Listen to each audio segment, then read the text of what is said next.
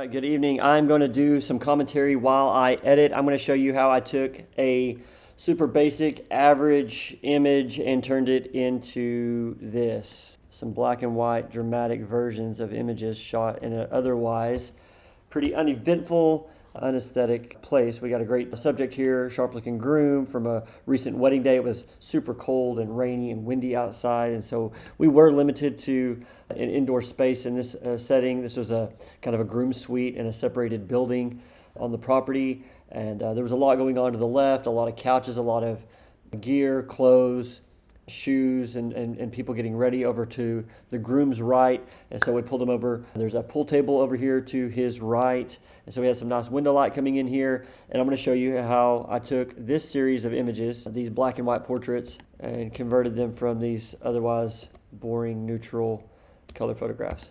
The point of the reason I felt motivated to do this is because I want to help pull back the curtain and lift the veil for people on the creative journey of becoming more confident in realizing that over a course of time, as creative challenges come up against you, you really have to find a way to navigate through every situation. You know, every shooting situation is not optimized. In this case, the weather was not great outside. I wasn't in a very visually appealing space. It was a kind of a blank wall. And on wedding days, you don't have unlimited resources. You don't have unlimited time. And oftentimes you're thinking, what is the most creative thing that I can do in this setting to capture the image? And I wanted to get some groom's portraits, right? And so I didn't necessarily even have this idea in mind when I shot the photographs. I thought I'll just take some classic, straightforward portraits, similar to these that you see here, pretty timeless and clean.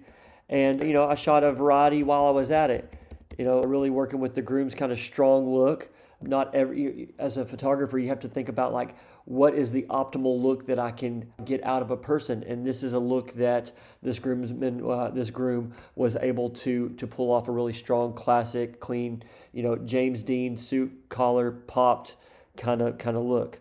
And so that's what we went with. And I was trusting that I'm going to be able to do something with it in post.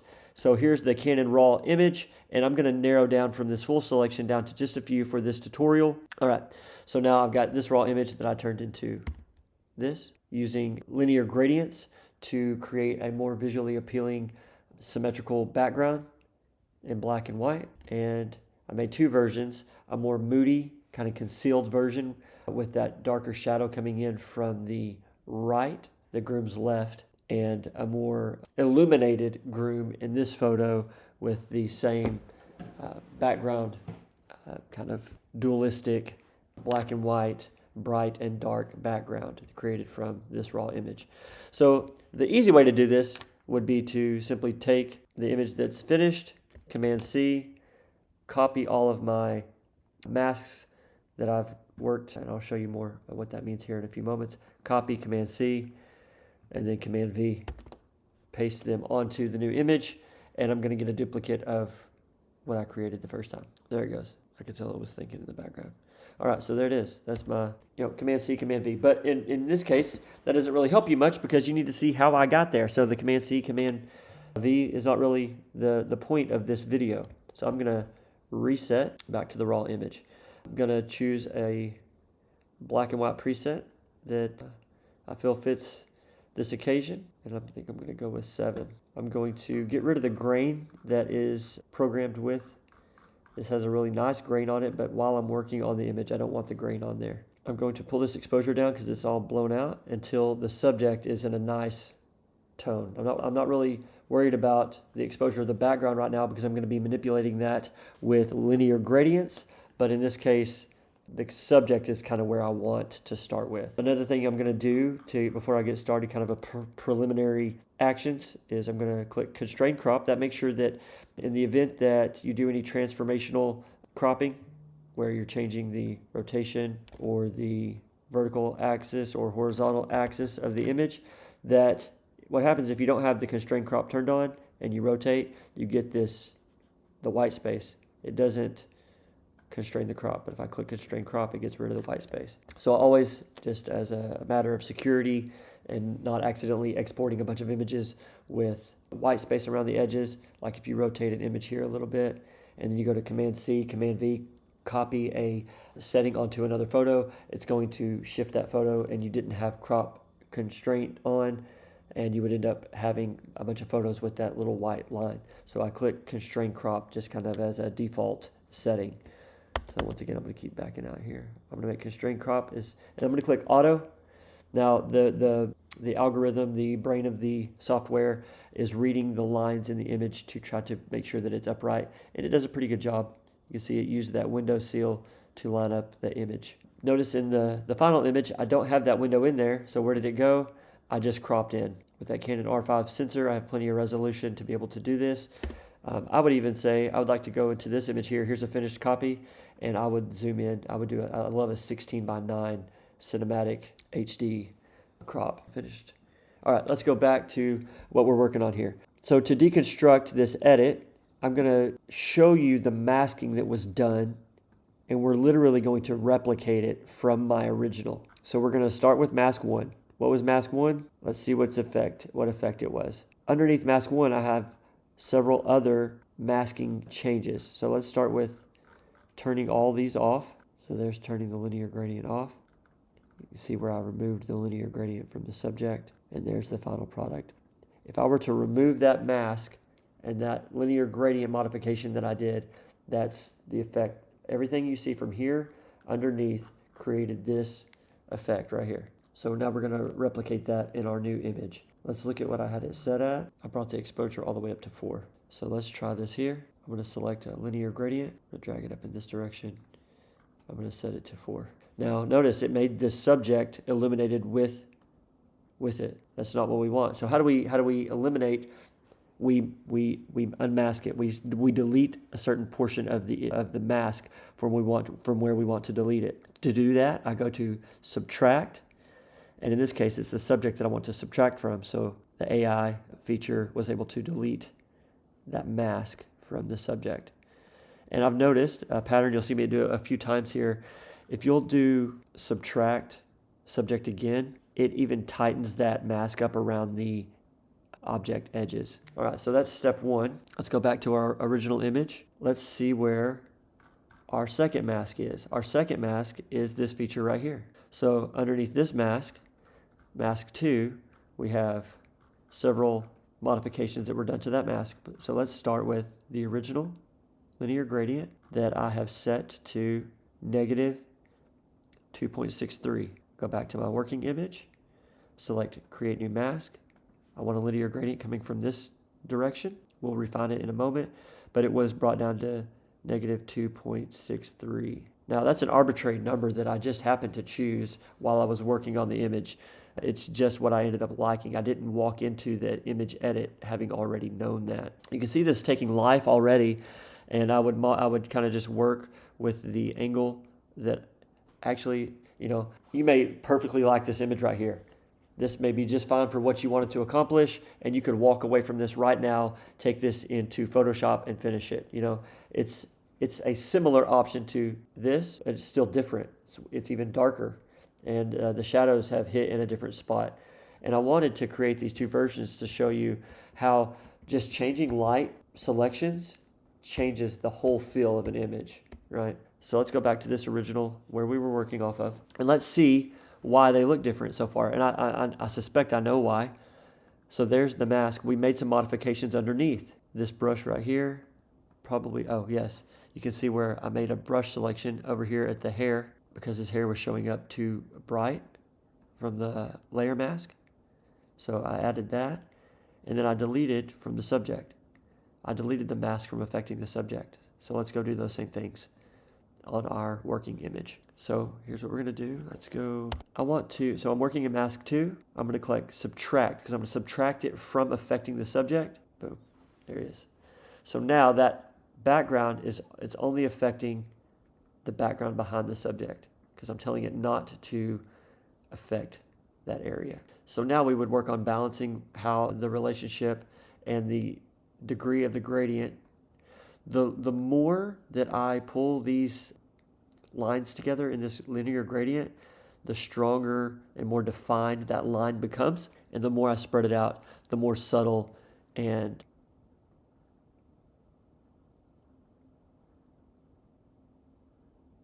the more subtle and less defined that line becomes.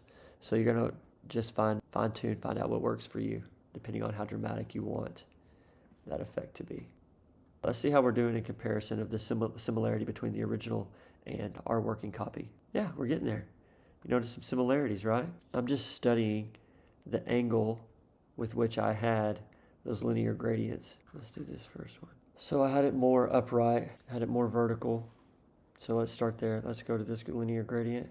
And the first thing I'm going to do is I'm going to turn it vertical like I had the other one. Now I'm going to go back over here and I'm going to study mask 2. And I had it pretty much upright as well. Let's go here. We're going to study mask 2. Notice I need to make it more upright. Oh, it was well more like this. It's more in the zone. Okay. And let's look and see what our other masks were from our first one. Let's check out mask 3. What is mask 3 doing? I subtracted from the background. What happens if I delete that? I don't really notice. It was just like a unused mask. I don't really need mask 3. So mask 4, you can see our little micro brushes that I used on the face to bring some detail into the shadows on his face to give some dimension to the face, which I can even see this nose being lightened up a little bit. I'll add another brush here. This is my original I'm working on now. I'm going to paint it a little bit there, bring that shadow more even on the nose. All right, so mask 4 was modifying the shadows on the face, and let's see what mask 5. That was mask 4. You see the changes are being made there. I actually brightened those areas. Whoop. So that was the original. I brightened them. I didn't make them darker, I brightened them. And then let's see what mask 5 does. Mask 5 brought down the highlights around the eye sockets and some of the forehead to even that light out. So we'll go back over here to our working image. I'm going to pull this grain down that's naturally on there from the preset that I use. Oh, I already have it pulled down because I haven't done the noise reduction yet. You're going to see in a second what that does. So I'm pretty pleased with this image. I'm just going to make these final couple of brushes. So I'm going to select File, Create New, Mask, Brush, and I'm going to paint in lightly. Look at my settings here. I like to work with this flow and density down as a kind of my default mode, and the feathering all the way up so that my changes are pretty subtle. You can see I have a blue mask on there that shows where the effect is being applied. Then I'm going to test it. I'm going to see what it does if I pull this down a little bit, nice and even. Now, because the light value coming through the window is similar hitting the eye as it was up here, it's the same light source, and I want the value to be similar, so I'm going to paint that in here across the forehead. Now you say, but Tyler, you're coloring outside the line of the face. You're going onto the background. That's okay. I'm going to show you what I do. Now I have noticed, watch what happens. I've accidentally painted that outside the forehead, right?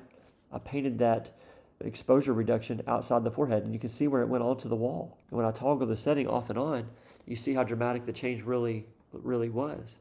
Now, I don't want that on the wall. That's kind of tacky, right? We don't want to leave that there. That would look like an accidental, unfinished job. So how do we get rid of that?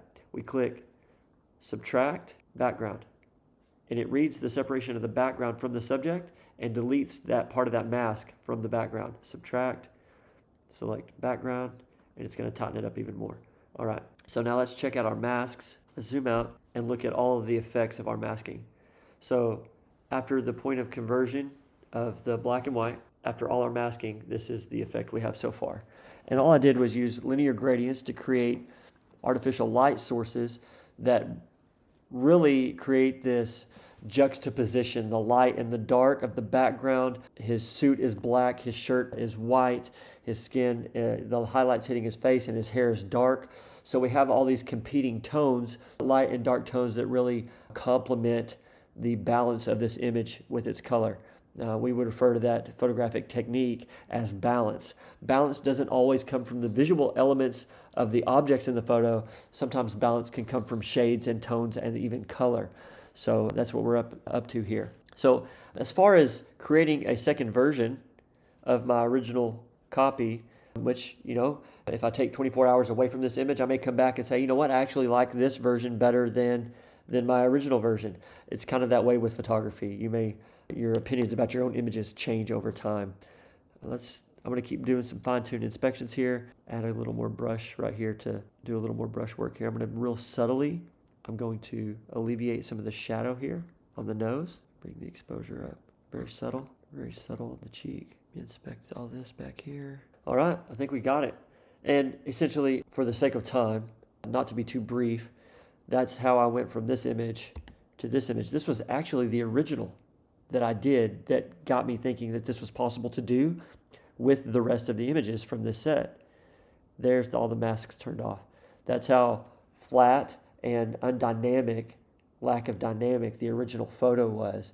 Then adding these linear gradients subtracted from the subject created this dualistic kind of competing light and dark background that's way more visually appealing than the original. All right, so now that we've got an image we're happy with for the sake of this tutorial, I'm going to fine tune that crop a little bit. All right, and I'm going to run noise reduction on this image before I send it over to my other post-processing retouching.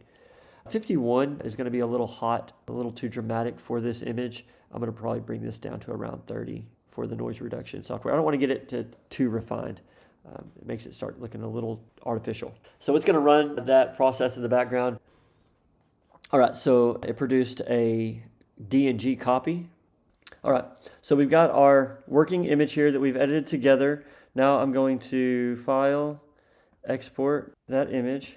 Now, complete transparency, previously during the original recording of this, I took a copy of the photo that we just worked on here, and I was going to use Evoto to do some of the skin retouching, but honestly, I was not pleased with how it looked. It looked too artificial, and so this is a perfect case of how that Evoto AI, which I do use it in other things, in this case, it just wasn't, I really wasn't a big fan of it. So I am going to create a version of this without Evoto, so you're going to see this go directly into Photoshop. There's my original, just so you'll be able to toggle back and forth and see a good back and forth.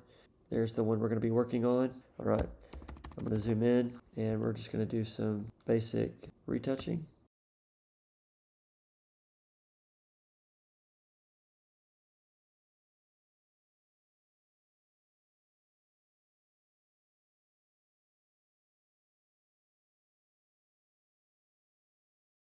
This is the original with the grain still involved. I like this. Here's what's happening. Every time I get to this final image, I'm just kind of displeased with how it doesn't look authentic. Something about this has a raw, natural, authentic look to it, and the other one seems too corrected. So I'm actually going to use this one. This is the raw image, no noise reduction. Let's just see if we do a little bit what it does. Like, I'm bringing it down to like 10, very subtle. Right, now so this is a 6th version of this. I'm just experimenting with I like to maintain the texture of the photograph. If I start doing too much noise reduction, it just really affects the quality of the skin. You can look at a version over here. Let's look at a noise reduced DNG. There's the original. That's the Canon RAW file. There's a noise reduced version. I'm going to try this file. Let's go File, Export with Previous. So what's happening, you're getting to see into the real world of decision making and how it's like, hey, if you're not happy with something, don't force it. We try different things, and sometimes they work and sometimes they don't, but I'm going to export this.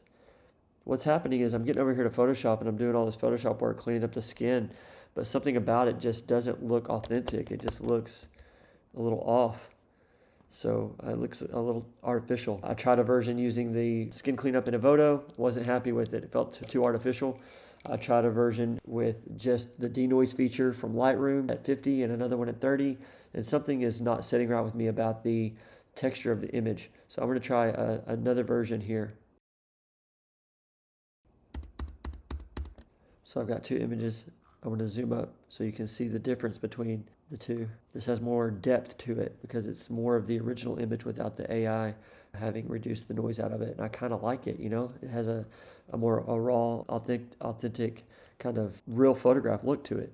So I'm just going to be real gentle with the skin cleanup here.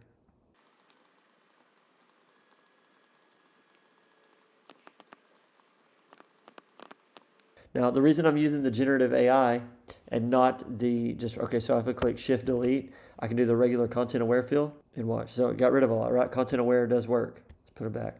But I believe that, let's see if generative AI, just click remove.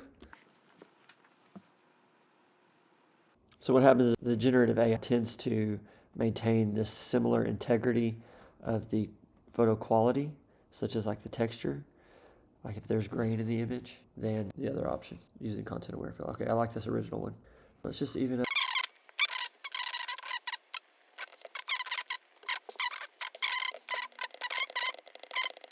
So what's happening is I'm getting to Photoshop and I'm not pleased with the tonality of the skin and how it's editing, and everything that I'm trying feels too artificial. So I'm going to conceal. Now on this linear gradient, I'm going to subtract the background because I only want the gradient to affect the subject. I'm changing the original exposure of the person's face too much so that it's revealing tonality differences right here in the cheek that don't really need to be revealed.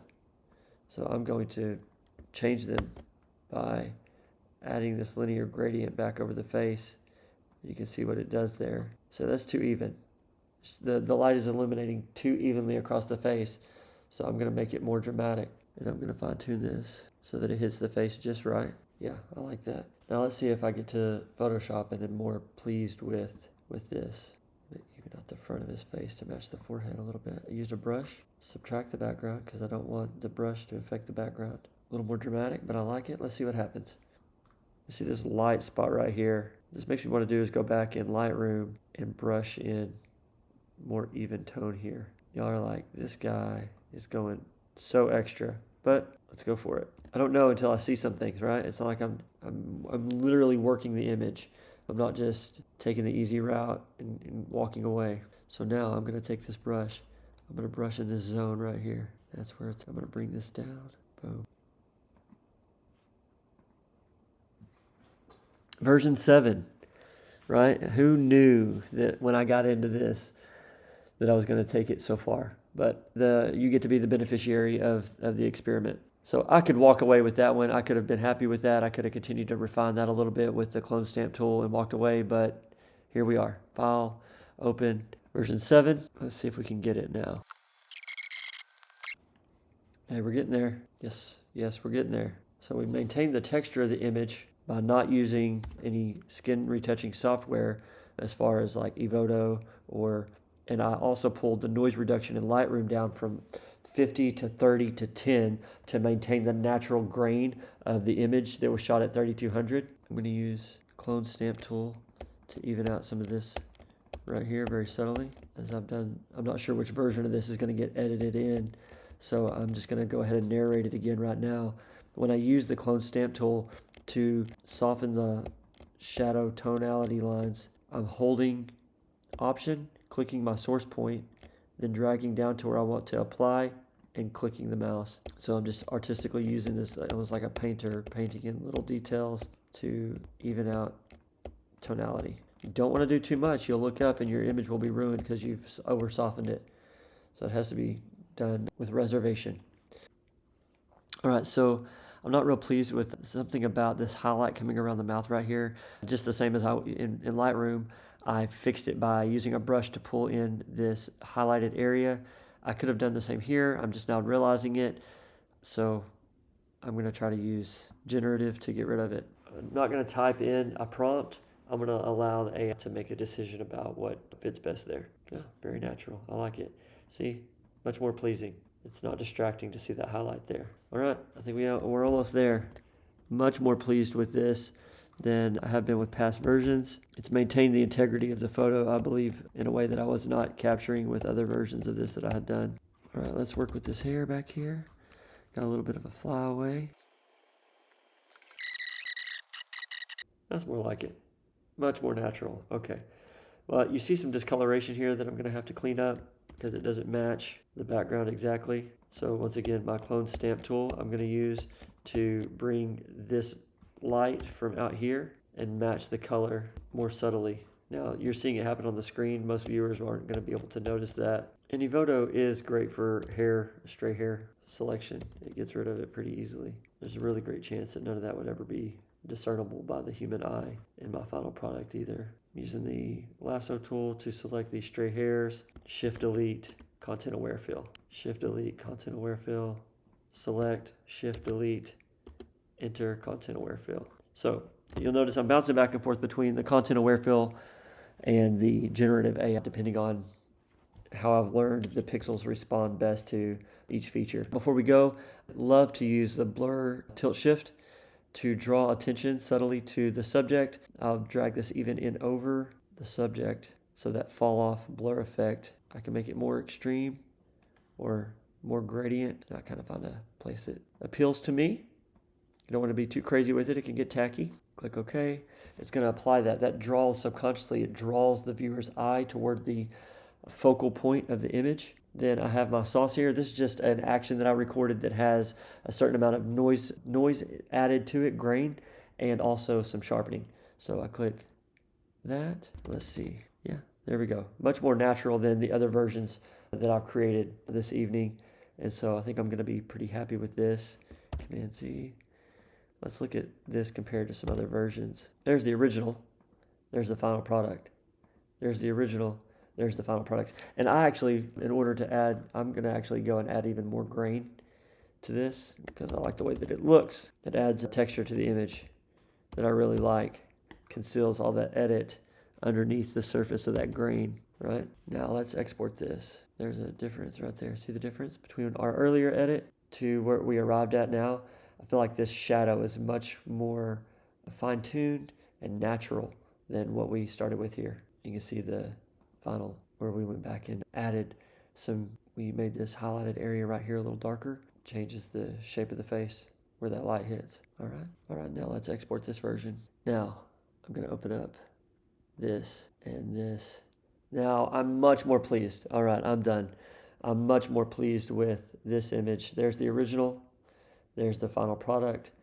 And let's see if we can show. There was a version I had earlier and the version we ended up with now. And I'd say, like, yes, like this image, this final version with the added grain, the highlight across the chin fixed, the very little noise reduction going from Lightroom, not using the skin retouching feature in Evoto and leaving the natural texture of the skin. I'm much more happy with where this image ended up versus other versions that I had attempted and tried. But I hope that you learned something, especially just the trial and error of experimenting, of assessing your work, not moving forward too quickly, being honest with yourself when something doesn't feel right. Like it was clear to me I did not feel okay with the texture of the skin, I did not maintain its integrity in some various noise reduction processes that I was running. And so like if I'm not happy with it, I'm not moving forward with it. That photo doesn't leave my computer if it's not to my liking because of the level of excellence and the integrity of the image. So this is an image that I'm happy with. And just for one last look, this was the original, before and after. All right, if you want to learn how to take a raw image like this that's not very impressive and turn it into an interesting photograph, this is a great tutorial for you to tune into. I'm going to work through all of the extensive steps that I took to arrive at this image. And it's going to be super valuable for you. It opens your consideration up to the tools that you have at your disposal and just how extreme you can go with editing and what all those tools combine together to create a final product that you're pleased with. All right, well, I hope to see you soon, and thanks for watching.